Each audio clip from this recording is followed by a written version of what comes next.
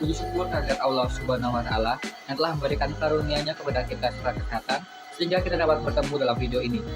Sebelumnya kami ingin mengucapkan terima kasih kepada Bapak Afri Martiko MPD selaku dosen pengampu mata kuliah pembelajaran kelas rangkap. Di sini kami akan mempresentasikan rencana pelaksanaan pembelajaran bagi kelas rangkap.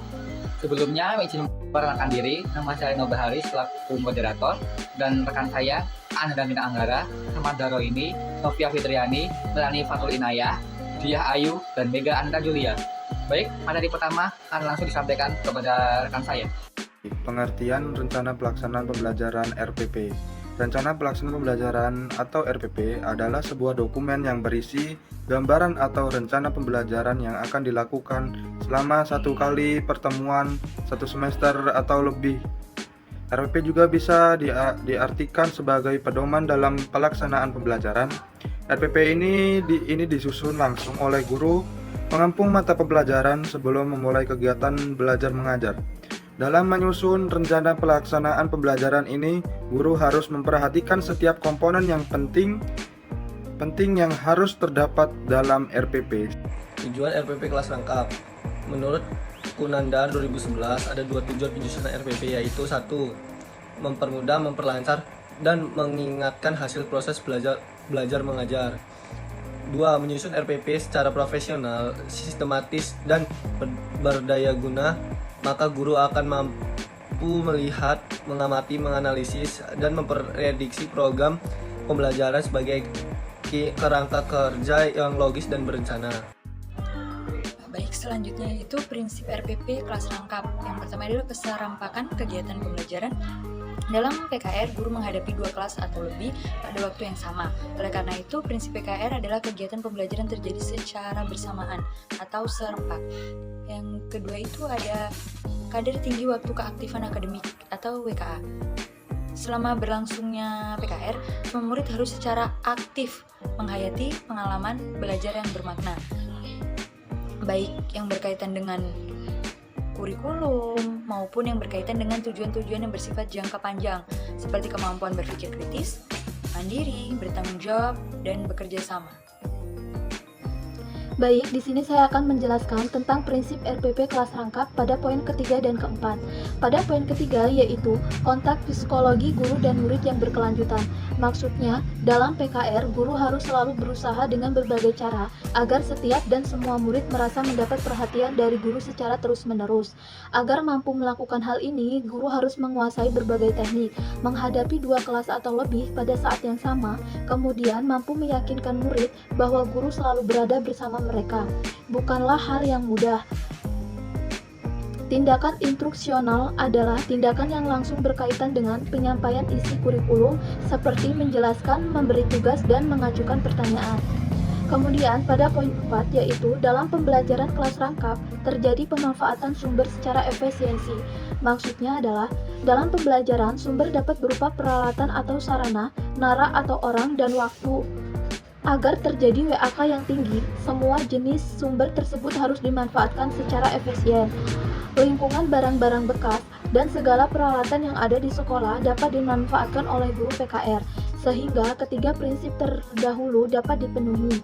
Demikian juga dengan orang dan waktu. Murid yang mempunyai kemampuan lebih sehingga menghasilkan WAK yang tinggi. Oleh karena itu, seorang guru PKR harus mampu memanfaatkan waktu secara efisien sehingga waktu yang terbuang dapat diperkecil bahkan dihindari. Dan materi yang selanjutnya yaitu tentang langkah-langkah penyusunan RPP kelas rangkap. Menurut Iva Al-Fahima 2011 adalah untuk dapat menggapai proses belajar mengajar yang efektif dan bermakna dalam situasi pembelajaran yang merangkap kelas. Dan seorang guru perlu melakukan perencanaan yang baik. Dalam perencanaan ini tercangkup serangkaian kegiatan sebagai berikut. Poin 1 yaitu tentang pemetaan kompetensi. Pemetaan dimaksudkan untuk menggabungkan materi yang sama di kelas yang berbeda dengan kedalaman yang berbeda sehingga ada berkesinambungan. Pemetaan kompetensi dilakukan untuk kompetensi yang harus dicapai dalam 1 semester atau 1 tahun. Dan poin 2 yaitu tentang penetapan tema. Penentuan tema disesuaikan dengan hasil pemetaan kompetensi. Untuk satu semester biasanya dihasilkan sekitar 5 tema dengan masing-masing tema berkisaran antara 3 sampai 4 minggu. Selanjutnya, yang ketiga yaitu pengembangan silabus.